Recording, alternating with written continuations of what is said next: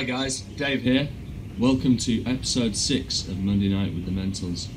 In this episode I'd like to talk about some of my influences, some guitar players, some vocalists, some songwriters, and I thought I'd talk about a couple of albums that inspired me when we were approaching making our new album. The first person I want to talk about is Peter Gabriel. Peter Gabriel to me has one of the most recognisable voices in rock music or really any kind of popular music over the last 60-70 years. Gabriel came to fame while in the band Genesis. I know Andrew talked about Steve Hackett from Genesis in his videos the other week, but I want to talk about a couple of Peter Gabriel's solo albums. I want to talk about So and Peter Gabriel 3. First up, Peter Gabriel 3, it's also known as Melt.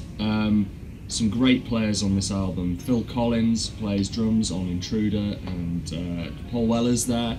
He's on another track, and Kate Bush. Kate Bush does some backing vocals on Games Without Frontiers. There's so many great songs. I'm just going to pick a song from each album that I'm choosing here for you to go and listen to as a bit of a gateway in. So check out Not One of Us. It's a great song, absolutely driving, and it really takes you on a journey. The other Peter Gabriel album I wanted to talk about is So. There's some amazing tracks on this album.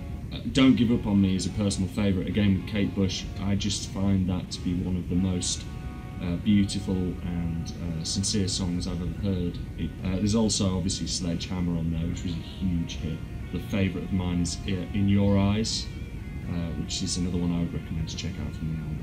When working on the new Mentulls album, I definitely took huge inspiration from Peter Gabriel with his approach to writing lyrics and the phrasing and inflections he uses in his melodies.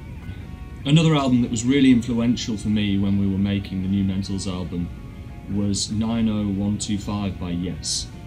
This album was produced by Trevor Horn and came out in 1983. Now, the big hit from this album was obviously Owner of a Lonely Heart. Go check out Hold On and Changes, they're tracks 2 and 3, and they'll give you a real insight into what that album kind of sounds like. So next I'd like to talk about the band Rush, one of my favourite all-time bands. I've seen Rush several times across the UK and they've always put on an amazing show. I can't really pick an individual album by Rush. I love so much of their material, and one of my absolute musical heroes, Neil Peart. I mean, I'm not a drummer, but I recognise that he's one of the greatest drummers and also one of the greatest lyricists in my opinion. So the song I'm going to choose is Time Stands Still.